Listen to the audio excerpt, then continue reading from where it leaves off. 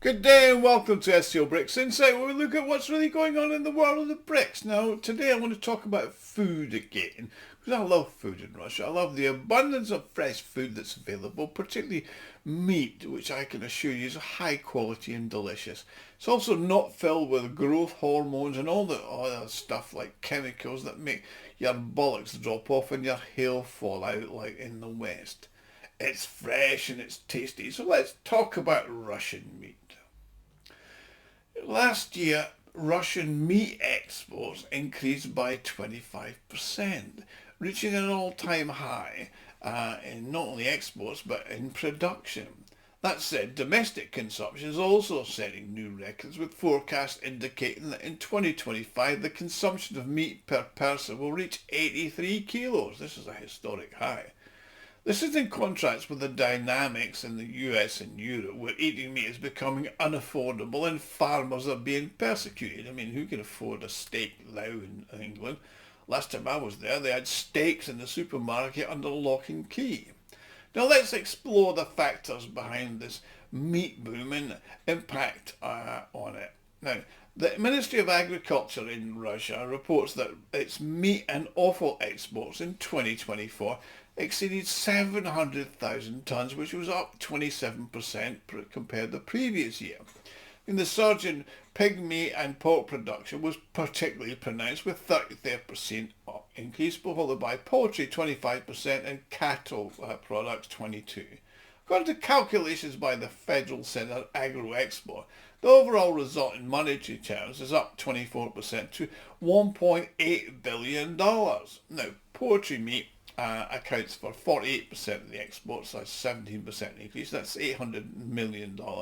Pork at 37%, 42%, $600 million, and upset. Now that's a hell of a lot of meat to ship out. Now before I continue, I'd like to make an appeal. If you like and enjoy my videos, you can help me fund the channel and my website, scobricksinsight.com, to further develop it. This is done by making a small donation, which you can do by clicking on the thanks button at the bottom of the video screen. Everybody who donates does get a personal thank you from me, and I'm thanking you all now.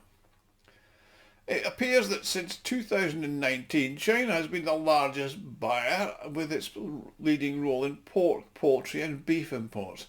In 2024, sales to China increased by 14% and were up to $560 million. Top three also includes Saudi Arabia, which saw an increase of 1.5 million times to 230 million, and Belarus, which bought 226 million in just 10 months. And that's up on the year before. Now, it appears that the government support plus investment and feed supplies has made this progress possible. And according to industry analysts, the state support for the agricultural sector, which I've talked frequently about over the last 10 years in the form of subsidy programs, loans and tax breaks, has been instrumental in facilitating this progress. So Russia's self-sufficient in food and is now an exporter. This enabled farmers and agro companies to modernise their production process and increase their output. Investments into technology have been instrumental also in this progress, with enterprises acquiring advanced equipment leading to enhanced product quality and cost reductions.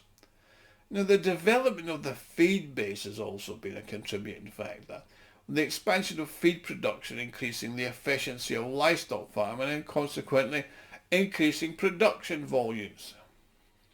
Plus, the geographical proximity to potential buyers in the Asia-Pacific region like China and Vietnam, plus the Middle East, plays an important role.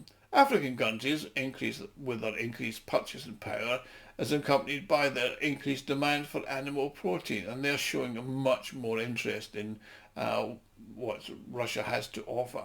Now, according to Irina Petuina, who's head of innovation at Spassky & Partners, she says the impact of investment and domestic demand on the meat industry has been incredible. According to her, meat consumption in Russia reached a record level of 83 kilograms per person in 2024. That's up from 80 kilos in now. It's a lot of meat, and I do eat a lot of it myself. Russia's meat consumption is set to continue breaking records in 2025, with pork and broiler meat expected to be the most popular products. Now, in the early 2000s, chicken broiler meat sector dominated the market, particularly the wings and the drumsticks. But around 10 years ago, pig and turkey producers gained the upper hand and are marking a new area of market diversification and consumption. Now, the analyst also points out the emergence of significant and successful projects focused on duck and lamb production and processing. According to the data, pork consumption in 2024 is projected to rise by 1.3 kilos to reach 41.9 kilograms per person, while broiler meat will be up to 40 kilos. But beef consumption is still going to rise to 12.6 kilos, but that's because it's much more expensive. Now, it's also expected that there's going to be an increase in other types of poultry. For example, turkey and duck. Yeah, duck. I mean, it's quite popular now. It's going from 3.4 kilos to 3.7. Now, the consumption of meat and meat products already exceeds the so-called recommended standard of the Ministry of Health, which is 73 kilos a year. But it's important to note that the meat is a valuable source of all 9 amino acids that are not synthesized by the body and most essential fatty acids. So I don't expect vegans and greenies will be eating their hat as this note, but be crying into their lentils. So this compensates for the unachieved level of consumption of other products. I mean, Irina Petuana highlights the growth of the demand for a wider range of high-quality food options, particular growth in the consumption of lamb, meat and duck. I mean, turkey consumption, for example, has increased from 0.5 to 2.7 kilograms per person since 2012, and Russia is now actually the leading turkey producer in the world and the second largest, in Europe, and the second largest in the world. This is probably due to turkey meat being leaner and lower in fat than chicken, and that's where they sell the product.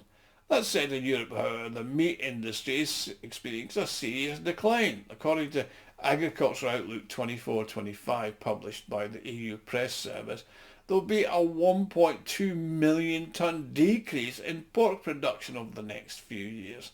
And they expect a similar trend in beef. You're all going to eat bugs and you will be happy, said the World Economic Forum.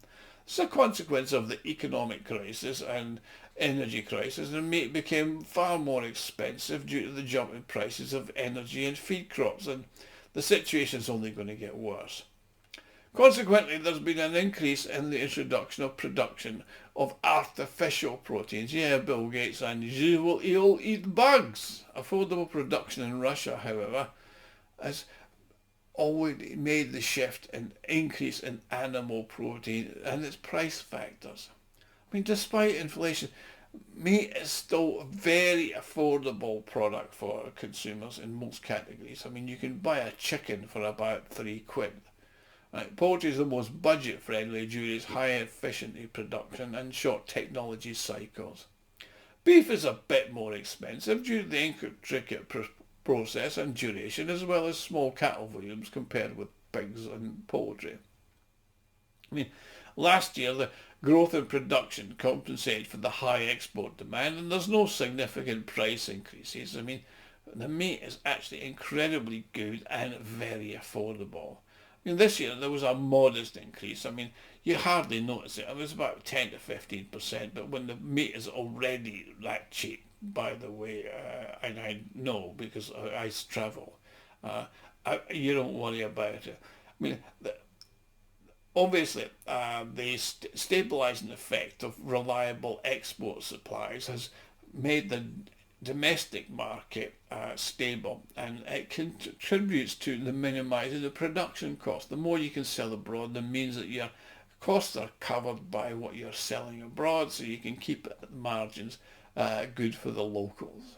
I mean, the potential to explore new markets in India, Vietnam and other Southeast Asian countries is enormous.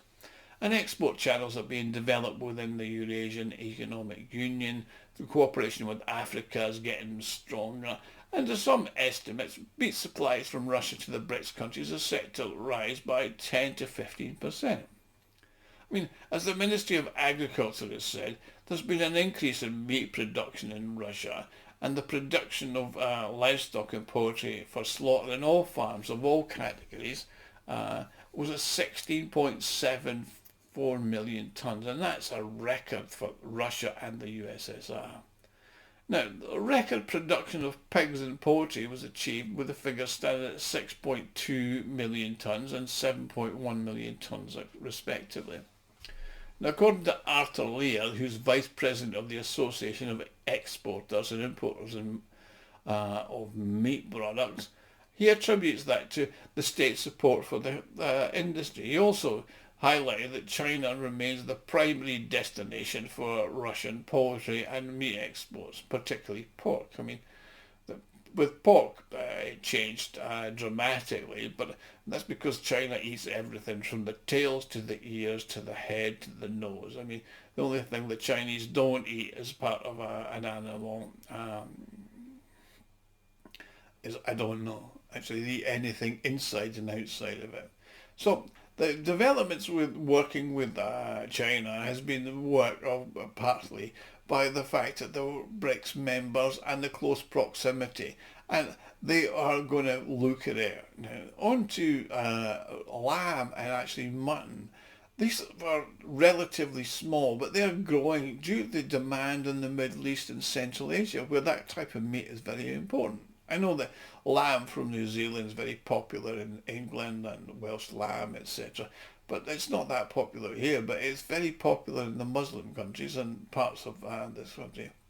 So according to the Katerina Lucina, who's the director of the Association of Meat Processors, the production efficiency, maintaining the stringent production and quality standards and upgoing are paramount. So things are looking particularly good and everybody's enjoying it at the Russian meat sector. And I'm certainly enjoying eating good quality meat that I know isn't full of hormones, chemicals and all the other stuff that they shove into your meat in the West, particularly in America. Thank you for watching. Please like, share and enjoy, and if you have your own website and you're watching this, please share it with your members and your followers, etc., because I'd love to grow the channel and I'd really appreciate your help to do that. Thank you.